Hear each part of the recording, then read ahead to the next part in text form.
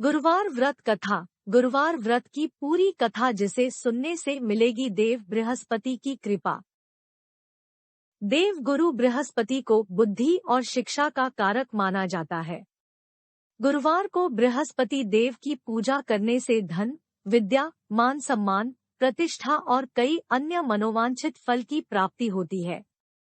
धार्मिक ग्रंथों के अनुसार गुरुवार को भगवान बृहस्पति की पूजा का विधान है। गुरुवार के दिन व्रत और कथा सुनने से घर परिवार में सुख समृद्धि बनी रहती है। आइए जानते हैं गुरुवार व्रत कथा के बारे में। गुरुवार व्रत कथा। कथा के अनुसार प्राचीन काल की बात है। किसी राज्य में एक बड़ा प्रतापी और दानी राजा राज करता था। वह हर गुरुवार को व्रत रखकर दीन दुखियों की मदद करके पुण्य प्राप्त करता था, परंतु ये बात उसकी रानी को अच्छी नहीं लगती थी। वह न तो व्रत करती थी और न ही दान पुण्य में विश्वास रखती थी। इतना ही नहीं, वह राजा को भी ऐसा करने से मना करती थी। एक समय की बात है, राजा शिकार खेलने के लिए वन गए। घर पर रानी और दासी थी। उसी समय गुरु बृहस्पतिदेव साधु का रूप धारण कर राजा के दरवाजे पर भिक्षा मांगने आए। साधु ने जब रानी से भिक्षा मांगी तो वह कहने लगी, हे साधु महाराज, मैं इस दान और पुण्य से तंग आ गई हूँ। आप कोई ऐसा उपाय बताएं जिससे कि सारा धन नष्ट हो जाए और मैं आराम से रह सकूं। इतना सुनकर बृहस्पतिदेव ने कहा, हे देवी, तुम बड़ी विचित्र हो। संतान और धन से कोई दुखी होता है। अगर अधिक धन है तो इसे शुभ कार्यों में लगाओ, कुंवारी कन्याओं का विवाह कराओ, विद्यालय और बाग बगीचे का निर्माण कराओ, जिससे तुम्हारे दोनों लोग सुधरें। परंतु साधु की इन बातों से रानी को खुशी नहीं हुई। उसने कहा कि मुझे ऐसे धन की आवश्यकता नहीं है जिसे मैं दान दूं और जिसे संभालने में मेरा सारा समय नष्ट हो जाए। तब साधु ने कहा, अगर तुम्हारी ऐसी इच्छा है तो मैं जैसा तुम्हें बताता हूँ तुम वैसा ही करना। गुरुवार के दिन तुम घर को गोबर से लीपना, अपने बालों को पीली मिट्टी से धोना, राजा से हजामत बनाने को कहना, भोजन में मांसमदिरा का प्रयोग करना, कपड़े धोबी के यहाँ धुलने देना। इस प्रकार 7 बृहस्पतिवार करने से तुम्हारा समस्त धन नष्ट हो जाएगा। इतना कहकर साधु के रूप में बृहस्पतिदेव अंतर्ध्यान हो गए। साधु के अनुसार कई बातों को पूरा करते हुए रानी को केवल 3 बृहस्पतिवार ही बीते थे कि उसकी समस्त धन संपत्ति नष्ट हो गई। भोजन के लिए राजा का परिवार तरसने लगा। तब एक दिन राजा ने रानी से बोला कि हे रानी, तुम यहीं रहो, मैं दूसरे देश को जाता हूँ, क्योंकि यहाँ पर सभी लोग मुझे जानते हैं। इसलिए मैं कोई छोटा कार्य नहीं कर सकता। ऐसा कहकर राजा दूसरे देश चला गया। वहाँ वह जंगल से लकड़ी काट कर लाता और शहर में बेचता। इस तरह वह अपना जीवन व्यतीत करने लगा। इधर राजा के परदेश जाते ही रानी और दासी दुखी रहने लगी।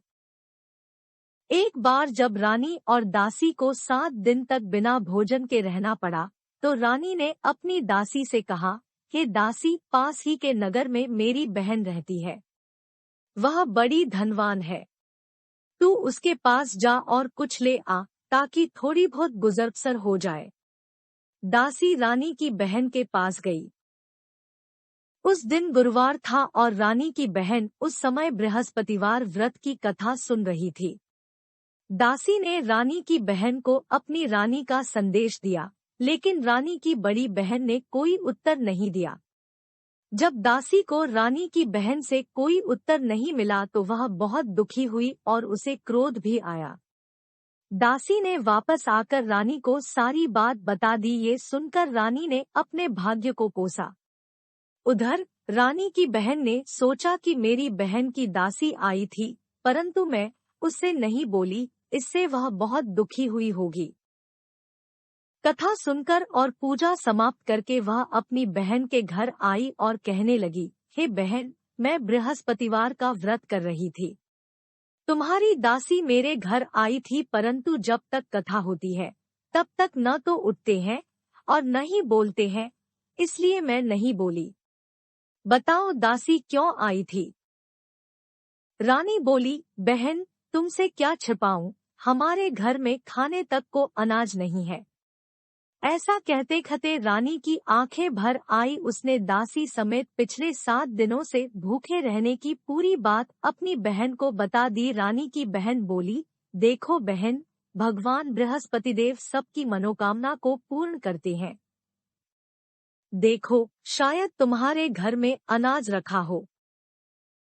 पहले तो रानी को विश्वास नहीं हुआ, पर बहन के आग्रह करने पर उसने अपनी दासी को अंदर भेजा तो उसे सचमुच अनाज से भरा एक घड़ा मिल गया। ये देखकर दासी को बड़ी हैरानी हुई। दासी रानी से कहने लगी, हे रानी, जब हमको भोजन नहीं मिलता तो हम व्रत ही तो करते हैं, इसलिए क्यों न इनसे व्रत और कथा की विधि पूछ ली जाए ताकि हम भी व्रत कर सकें। तब रानी ने अपनी बहन से बृहस्पतिवार व्रत के बारे में पूछा। उसकी बहन ने बताया, बृहस्पतिवार के व्रत में चने की दाल और मुनक्का केले की जड़ में अर्पित करे तथा दीपक जलाए, व्रत कथा सुने और पीला भोजन ही करें।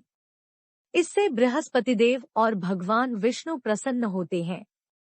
व्रत और पूजा की विधि बताकर रानी की बहन अपने घर को लौट गई।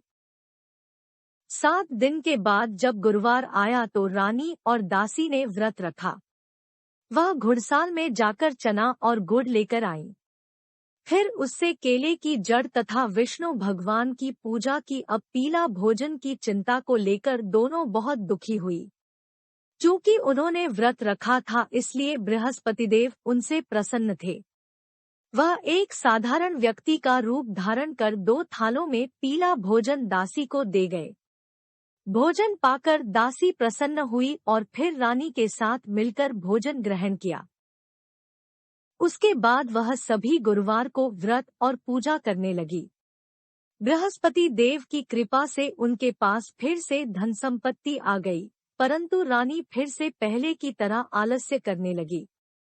तब दासी बोली, देखो रानी, तुम पहले भी इस प्रकार आलस्य करती थी, तुम्हें धन रखने में कष्ट होता था, इस कारण सभी धन नष्ट हो गया, और अब जब देव बृहस्पति की कृपा से धन मिला है तो तुम्हें फिर से आलस्य होने लगा है। रानी को समझाते हुए दासी कहती है कि बड़ी मुसीबतों के बाद हमने ये धन पाया है, इसलिए हमें दान पुण्य करना चाहिए, भूखों को भोजन कराना चाहिए और धन को शुभ कार्यों में खर्च करना चाहिए। इससे तुम्हारे कुल का यश बढ़ेगा, स्वर्ग की प्राप्ति होगी और पितृ प्रसन्न होंगे। दासी की बात मानकर रानी अपना धन शुभ कार्यों में खर्च करने लगी। इससे पूरे नगर में उसका यश बढ़ने लगा। बृहस्पतिवार व्रत कथा के बाद श्रद्धा के साथ आरती की जानी चाहिए। इसके बाद प्रसाद बांटकर उसे ग्रहण करना चाहिए। गुरुवार व्रत कथा। गुरुवार व्रत की पूरी कथा जिसे सुनने से मिलेगी देव बृहस्पति की कृपा।